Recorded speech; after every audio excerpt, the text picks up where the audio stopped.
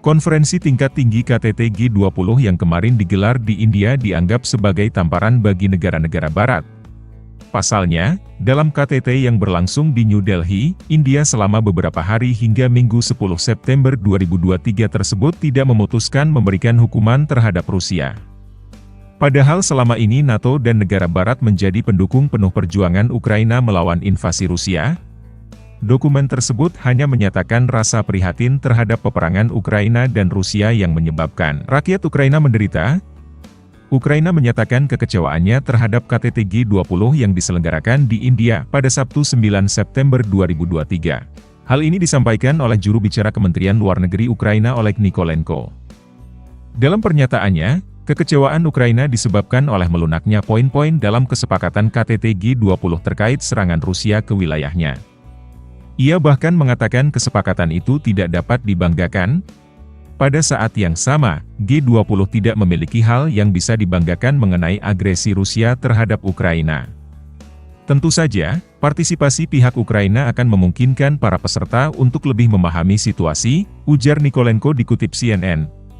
Dalam sebuah artikel di surat kabar di Zeit yang berkantor di Jerman menyebutkan dalam dokumen final G20 mengisyaratkan kegagalan rencana Barat yang dipimpin oleh Amerika Serikat mengisolasi Rusia. Apakah KTT G20 sukses? Bertentangan dengan ekspektasi? Kanselir Olaf Scholz setidaknya mencoba menyajikan hasilnya seperti itu. Namun kenyataannya agak menyedihkan, tulis artikel tersebut. Kolumnis publikasi tersebut mengingat bahwa pernyataan yang diadopsi setahun yang lalu pada pertemuan puncak di Bali dianggap sebagai tamparan di wajah Federasi Rusia. Sekarang Kanselir Jerman Olaf Scholz mengakui apa yang tidak bisa lagi disembunyikan, tidak ada kecaman dalam deklarasi tersebut, dan tidak ada penyebutan tamparan. Pada konferensi pers hari Sabtu, Kanselir Jerman mengatakan dia menganggap pernyataan akhir itu sukses. Dalam dokumen tersebut para pemimpin G20 mengakui perbedaan pandangan dan penilaian terhadap situasi di Ukraina di antara anggota masyarakat. Mereka meminta semua negara untuk mematuhi prinsip-prinsip hukum internasional, termasuk prinsip-prinsip mengenai kedaulatan dan integritas wilayah. Dan juga menekankan pentingnya penyelesaian konflik dan dialog secara damai. Dikutip dari TASS, para pemimpin G20 telah mengakui perbedaan pandangan dan penilaian terhadap situasi di Ukraina di antara para anggotanya. Menurut deklarasi akhir KTT kelompok tersebut di New Delhi, G20 menyoroti penderitaan manusia dan dampak tambahan negatif dari perang di Ukraina sehubungan dengan keamanan pangan dan energi global, rantai pasokan, stabilitas keuangan makro, inflasi dan pertumbuhan, yang telah mempersulit lingkungan kebijakan bagi negara-negara, terutama negara-negara berkembang dan kurang berkembang. Negara-negara yang masih dalam masa pemulihan dari pandemi COVID-19 dan gangguan ekonomi yang menghambat kemajuan SDGs.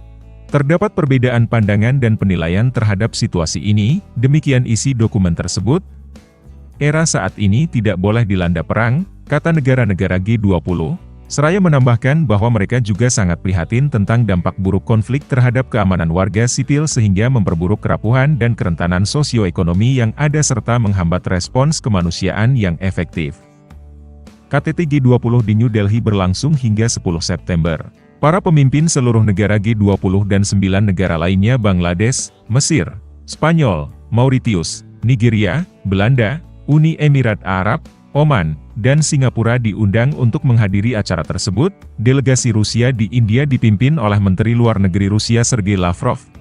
Sebelumnya, Perdana Menteri PM India Narendra Modi telah mengungkapkan poin-poin kesepakatan KTT G20.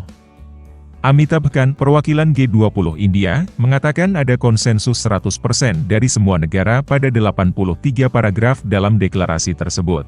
Namun terdapat pelemahan yang nyata mengenai peran Rusia dalam perang Ukraina dibandingkan tahun lalu. Semua referensi tentang Rusia, agresi Rusia, dan penarikan diri Rusia sehubungan dengan perang di Ukraina yang tercantum dalam pernyataan bersama tahun lalu pada KTT G20 di Bali telah dihapus. Berbeda dengan Ukraina, pihak Moskow menyambut baik kesepakatan ini. Rusia mengatakan deklarasi tersebut seimbang.